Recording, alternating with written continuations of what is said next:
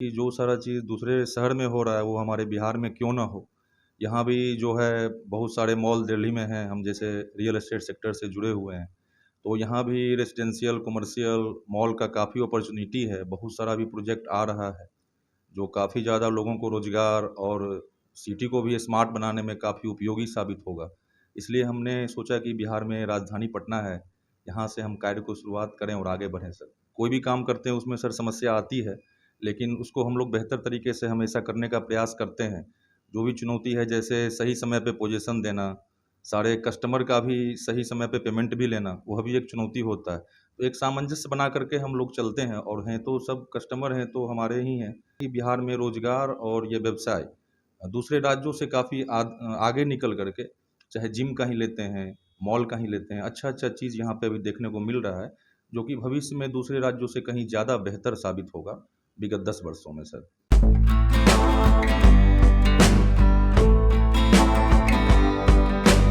नमस्कार, मेरा नाम अनूप नारायण सिंह है और आप बिहारी खबर के डिजिटल प्लेटफॉर्म को देख रहे हैं। सापेक्षिक पत्रकारिता की बात हो रही है और डिजिटल क्रांति के इस युग में जिस तरह से डिजिटल पत्रकारिता को लेकर भी कई सारे सवाल किए गए हैं, बावजूद इसके लगातार सकारात्मक खबरों के साथ हम आपके बीच दस्तक दे रहे हैं। हमारे साथ बिहार के एक ऐसे युवा हैं जिनका नाम शिवेश कुमार है और शिवेश इस उम्र में इस मुकाम पर हैं कि हजारों लोगों को रोजगार दे रहे हैं। भवन निर्माण क्षेत्र से जुड़े शिवेश बिहार के युवाओं के लिए आदर्श भी हैं और लगातार बेहतरी करने के लिए प्रयासरत हैं। उनके इस अभियान में ना कोई सरकारी सहायता है और ना ही किसी प्रकार की गैर सरकारी सहायता है। एक आम इंसान और एक आम बिहारी युवा की भांति इन्होंने अपनी पढ़ाई पूरी करने के बाद किसी सरकारी नौकरी के लिए या निजी क्षेत्र में नौकरी के लिए कोई ट्राई नहीं किया और सीधे इन्होंने अपना व्यवसाय शुरू किया। तेजी से इनके कदम आगे बढ़ते गए और आज इस मुकाम पर हैं कि आज इनसे हम बात कर रहे हैं। शिवेश जी, सबसे पहले आपका स्वागत। जी, नमस्कार सर। सबसे पहले मैं अनूप भैया को नमस्कार करता हूँ, जो इतने बड़े चलिए, पत्रकार एवं तो इतने बड़े सबसे सबसे पहला सवाल ले लेते हैं कि आपको क्या लगता है जब आप कॉलेज के दिनों से बाहर निकले तो क्यों आपको लगा कि खुद का व्यवसाय करें, नौकरी की तरफ क्यों नहीं गए? हम देखे सर कि जो चीज़ हम सीखे, हम सारा बहुत जगह घूमे और उसके बाद एजुकेशन लेने के बाद सब जगह गए। उसमें देखे कि जो सारा चीज़ दूसरे शहर में हो रहा है वो हमारे बिहार में क्यों ना हो। यहाँ भी जो है बहुत सारे मॉल दिल्ली में हैं, हम जैसे रियल एस्टेट सेक्टर से जुड़े हुए हैं, तो यहाँ भी रेजिडेंशियल कमर्शियल मॉल का काफ़ी अपॉर्चुनिटी है। बहुत सारा भी प्रोजेक्ट आ रहा है जो काफ़ी ज़्यादा लोगों को रोज़गार और सिटी को भी स्मार्ट बनाने में काफ़ी उपयोगी साबित होगा। इसलिए हमने सोचा कि बिहार में राजधानी पटना है, यहाँ से हम कार्य को शुरुआत करें और आगे बढ़ें सर। शुरुआती दौर में कौन-कौन सी समस्याएँ थी जिसको आपको झेलना पड़ा? जब आपने व्यवसाय शुरू किया होगा उस समय बिहार में जिस तरह का माहौल बन रहा था, काफ़ी बेहतर माहौल था। यहाँ रियल एस्टेट के मार्केट में एकाएक बूम आ गया था, जिस किसी के पास पैसा था वो रियल एस्टेट के क्षेत्र में आ रहा था। फिर आपने ऐसा क्या जादू किया कि इतने कम समय में लोगों का विश्वास आपके ऊपर जम गया? जी, सबसे बड़ी बात सर कि हम लोग शुरू से मेहनत करते रहे, अपने अच्छे जो प्रोडक्ट हमारा है और उसको हम लोग मार्केट में रखे और सही रखे। और जो लोगों को जो प्रोडक्ट डिलीवरी था हमने सारा अच्छे से दिया और लोगों को विश्वास अभी हम लोग जीते हैं 5-6 साल 7 साल में, जो कि उनके जो प्रोडक्ट हैं उस पे हम लोग खरे उतरे हैं। तो लोगों का भरोसा हम धीरे-धीरे जीते हैं और ये ट्रेडिशन ऑफ ट्रस्ट जो है, ये हम थोड़ा कम कमाएँगे लेकिन लोगों को जो चीज़ बेहतर चीज़ देंगे, इस पे हम लोग वर्क कर रहे हैं सर। सबसे बड़ी समस्या क्या है इससे जिस क्षेत्र में है रियल एस्टेट की बात करें तो भवन निर्माण से लेकर बड़े अपार्टमेंट्स बनाना और ज़मीन का कारोबार है, कहीं न कहीं इस पर एक सवालिया निशान लगता है। जो ग्राहक होते हैं वो संतुष्ट नहीं होते हैं और पटना में जिस तरह का माहौल है, ऐसे माहौल में काम करना और खुद को बेहतर साबित करना कितनी बड़ी चुनौती रही? जी सर, हम तो हर एक चीज़ को पॉजिटिव लेते हैं। कोई भी काम करते हैं उसमें सर समस्या आती है, लेकिन उसको हम लोग बेहतर तरीके से हमेशा करने का प्रयास करते हैं। जो भी चुनौती है जैसे सही समय पे पोजीशन देना, सारे कस्टमर का भी सही समय पे पेमेंट भी लेना, वह भी एक चुनौती होता है। तो एक सामंजस्य बना करके हम लोग चलते हैं और हैं तो सब कस्टमर हैं तो हमारे ही हैं। एक आप्या एक कंपनी का हमारा परिवार एक तरह से हो जा रहा है। तो उसमें हम लोग हर एक चीज़ को अच्छे से मैनेज करते हैं और थोड़ा कठिनाई भी होता है तो उसको हम लोग सही तरीके से उसको समस्या का समाधान करते हैं जो सर। बिहारी मानसिकता है, लोगों को लगता है कि एक अदर सरकारी नौकरी मिल जाए या रातों रात अमीर बन जाए, ठेकेदार बन जाए, राजनेता बन जाए। इन सब से इतर आपने एक लंबा संघर्ष किया है। उम्र कोई ज़्यादा नहीं है, लेकिन संघर्ष आपका काफ़ी बेहतरी की तरफ गया है और आज इस मुकाम पर है। उस संघर्ष के बारे में थोड़ा-सा बताएँ, जो संघर्ष करके आज आप इस मुकाम पे पहुँचे? जी, एक कविता सर पढ़े थे, "एक पथ पर चलता जा तू पा जाएगा मधुशाला।" तो हम लोग एक तरह से उसको फॉलो किए कि कुछ भी कठिनाई होगा, उतार होगा, चढ़ाव होगा, एक रास्ते पे हम चलेंगे तो हम बेहतरी की तरफ आगे बढ़ते रहेंगे। और सारे लोग जैसे एडुकेशन लिए, बिहार में शिक्षा का कमी नहीं है, यहाँ से एक अच्छे-अच्छे लोग हैं। तो वो सारे लोग, बहुत सारे लोग युवा हैं, रिटर्न होकर के अच्छा व्यवसाय कर रहे हैं हर एक सेक्टर में। तो एक तरह से अभी है कि बिहार में रोज़गार और ये व्यवसाय दूसरे राज्यों से काफ़ी आगे निकल कर के, चाहे जिम का ही लेते हैं, मॉल का ही लेते हैं, अच्छा-अच्छा चीज़ यहाँ पे अभी देखने को मिल रहा है, जो कि भविष्य में दूसरे राज्यों से कहीं ज़्यादा बेहतर साबित होगा विगत 10 वर्षों में सर। एक बड़ा सवाल है जिस सवाल को लेकर अभी सोशल मीडिया पर होड़ मची हुई है। तमिलनाडु का कोई फर्जी वीडियो है, लेकिन जो इससे पहले महाराष्ट्र में हो रहा था, बिहारियों को पीटा जा रहा था, पंजाब में पीटा जा रहा था, असम में पीटा जा रहा था, या अन्य प्रदेशों में अक्सर बिहारियों पर निशाना साधा जाता है। बिहारी काफ़ी मेहनती होते हैं, मजदूरी करते हैं, कहीं चोरी करते नहीं हैं। आपको नहीं लगता है कि बिहार में अगर उद्योग धंधा हो जाए, बिहार में बेहतरी रोजगार की व्यवस्था हो जाए, तो बिहार के लोगों को बाहर के प्रदेशों में नहीं जाना होगा?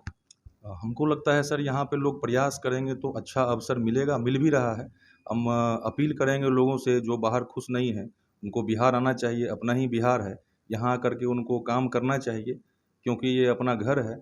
और बाहर जाने की होड़ में लोग चले जाते हैं, फिर वहाँ मुश्किलों का सामना करना पड़ता है।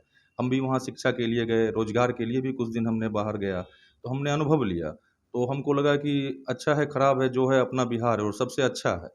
तो वो लोग वापस लौटें और इसको यहाँ कोई चीज़ का कमी नहीं।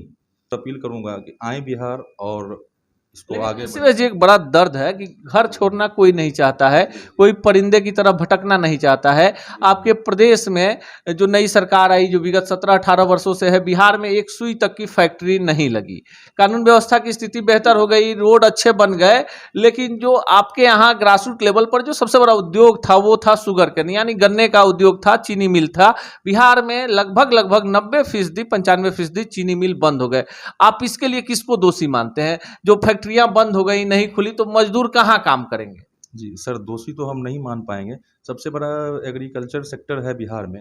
अभी हम गाँव-गाँव घूमते हैं, हर एक जगह जाते हैं, हम भी गाँव से जुड़े हुए हैं। तो आपको वहाँ पर मतलब पहले आज से 20-25 साल पहले हर एक गाँव में किसान अच्छे लेबर हुआ करते थे, लोग जो अच्छे मज़दूर हुआ करते थे। अभी सारे यहाँ से पृथक्करण हो गया, बाहर चले गए। इसमें काफ़ी ज़्यादा गिरावट है। आज किसान के पास पैसा भी है तो उसको काम करने वाला कोई आदमी नहीं मिल रहा है। ज़मीन बहुत है। और जो लोग दूसरे को भी ज़मीन दे रहे हैं, उनको भी एक समस्या है कि हम फसल कटवाएँ तो किससे कटवाएँ?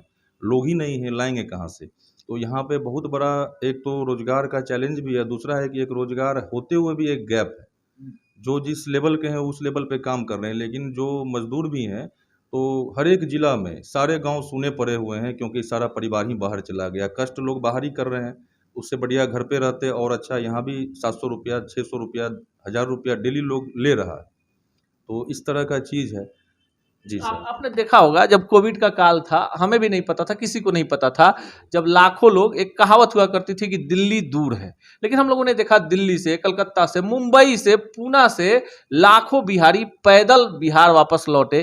कितना दर्द होता था एक बिहारी होने के नाते। बहुत बहुत ज़्यादा दर्द सर होता था। और कभी भी कुछ होता है तो यहाँ से हैं, मातृभूमि से हैं, तो बहुत दर्द होता है। लेकिन यही कहना चाहेंगे कि जो उतार-चढ़ाव होते रहता है, फैक्ट्रियाँ खुलती हैं, बंद होती हैं, सत्ता बदलता है, आता है, जाता है। लेकिन हम यहाँ के रहने वाले हैं, हम दूसरे राज्य की बेहतरी के लिए वहाँ जाकर काम करते हैं। उससे अच्छा अपने खेतों में, अपने खलिहान में, अपने गाँव में, अपने शहर में, सारा जहाँ जिनको जो मर्ज़ी लगे, उतार-चढ़ाव, कठिनाइयाँ हमेशा आती हैं। इसको हम एक पॉज़िटिवली वे में अगर आकर के करें, तो फिर कभी कोई त्रासदी आई या कभी कोई आपदा आया, भूकंप आया या कोरोना काल आया, तो हम अपने घर में रहेंगे, 500-200 किलोमीटर के रेंज में रहेंगे, तो हमारे लिए बेहतर है कि हम अपने परिवार के पास जा पाएँगे। नहीं तो ये बड़ा दर्द भरा हो जाता है। अभी कोविड काल में 1.5 साल काफ़ी लोग परेशान हुए और वो समय सिखाया, लेकिन फिर लोग यहाँ से पृथक्करण किए। सारे खलिहान, खेत यहाँ सूने हैं। बहुत सारे लोग, खेती हो रहा है, एक से एक मशीन आया है, लेकिन आदमी के बिना काफ़ी सूना भी है। एक तरफ रोज़गार की समस्या है सर, हम मानते हैं, लेकिन लोग यहाँ नहीं हैं, यह भी एक समस्या है, क्योंकि सारे लोग पंजाब, गुजरात ऐसे जगह में। और ये बहुत बुरा लगता है बोलने में, वहाँ पे मतलब काफ़ी क्रूएल तरीके से इन लोगों से काम किया लिया जाता है। लेकिन वो एक होता है कि हाँ भाई, हम बाहर चले गए तो अच्छे हो गए। उस होड़ में भी हमको लग रहा है कि 40% लोग यहाँ से पृथक्करण कर रहे हैं। आखिरी और सबसे अहम सवाल, चूंकि आप सरकार को भी बचा रहे हैं, एक बिहारी होने के नाते आमतौर पर साक्षात्कार में किसी से बात कीजिए तो सीधे जो भी सरकारें रही उन पर दोषारोपण करते हैं, कहते हैं बिहार में जातिवाद है, बिहार में राजनेता दोषी हैं। लेकिन आप मानते हैं कि हम सब में कमी है, अगर हम लोग सार्थक होते तो बिहार की ये बदहाली नहीं होती। 22 मार्च को बिहार अपना स्थापना दिवस मना रहा है, सरकार ने कई सारी घोषणाएं कर रखी हैं, बिहार के लिए बहुत सारी बातें होती हैं। आपकी नज़र में शिवेश जी, बिहार नंबर 1 राज्य कैसे बनेगा? जी, हमारे नज़र में सर बिहार नंबर 1 राज्य है। एक आंकड़ा होता है, वो कभी ऊपर जाता है, कभी नीचे आता है। आज़ादी के बाद हम काफ़ी आगे थे। काफ़ी लोग यहाँ से हम लोग बाहर काम करने गए, तो उसमें लोगों को लगा कि हमारे घर पे काम नहीं है, हम बाहर आ रहे हैं, तो लोगों को लगा कि हमारे में कमी है। लेकिन अभी भी बिहार नंबर 1 है, पहले भी नंबर 1 था, इतिहास में भी नंबर 1 है। कुछ कमियाँ आई है, उसको हम लोग दूर करेंगे और अभी तो ये एक बृहद पैमाने पे आपको देखने को हर एक शहर में मिलेगा, चाहे वो छपरा हो, पटना हो, बेगूसराय हो, सिवान हो। काफ़ी युवा अभी जितना व्यवसाय देखेंगे, स्कूल है, जिम है, उसके अलावे अच्छे-अच्छे मान कर के चलिए कि रेस्टोरेंट है, जो भी क्षेत्र है, ये सब कुछ क्षेत्र हैं। अभी बहुत सारे स्मॉल स्केल इंडस्ट्री में भी कोई अचार का फैक्ट्री खोल रहे हैं। सारा चीज़ यहाँ से हम लोग कर सकते हैं। जैसे सुई का आपने ज़िक्र किया, तो जैसे अचार है, मसाला है, हम लोग स्मॉल लेवल पे घर में भी तैयार कर सकते हैं। तो यही है कि एक सही विज़न के साथ कोई भी काम करेंगे, बिना कोई घमंड का, बिना अभिमान का, हम 10 ही रुपया कमाएँगे, लेकिन कुछ बनाएँगे, कुछ बेचेंगे। घर में हमारे घर में सारा चीज़ आ रहा है, तो सारा बाहर से ही आ रहा है। ना अचार हम अपना खा रहे हैं राज्य का, ना हम अपने राज्य का मसाला खा रहे हैं, नमक तक भी हम दूसरे राज्य का खा रहे हैं। तो इसमें जब तक हम लोग एक बृहद सुधार करेंगे कि अपने राज्य का ही प्रोडक्ट हम लोग इस्तेमाल करेंगे, तो एक काफ़ी ज़्यादा चेंजिंग आएगा, जो एक बहुत छोटा चीज़ का विज़न है, लेकिन आगे चल कर के एक बहुत बड़ा रूप यह लेगा, जो कि दूसरे राज्यों से यह काफ़ी आगे निकल जाएगा। संभावना, हिम्मत और ताकत यहाँ के लोगों में काफ़ी है और सबसे बड़ा स्वावलंबी यहाँ के लोग होते हैं और ये सब चीज़ों से हम काफ़ी बेहतर आगे चल सकते हैं सर। यह है शिवेश कुमार, और जितनी सार्थकता के साथ बात कर रहे हैं, ऐसे ही युवा बिहार को बदलने का दंभ नहीं भरते बल्कि एक बड़ी लकीर खींच देते हैं। इन्होंने साफ कहा कि हम किसी दूसरे की खामियों को गिनाकर अपने प्रदेश का मस्तक नीचा नहीं कर सकते हैं। हाँ, हमारे अंदर कुछ कमियां हैं, बावजूद इसके जिस क्षेत्र में हम काम कर रहे हैं, अगर सार्थक सोच के साथ आगे बढ़े तो बिहार खुद ब खुद आगे बढ़ जाएगा। मिलेंगे इसी चैनल पर ऐसे ही तेवर वाले बिहारियों के साथ, बिहार के बदलाव की नई गाथा के साथ। तब तक के लिए दीजिए विदा, नमस्कार।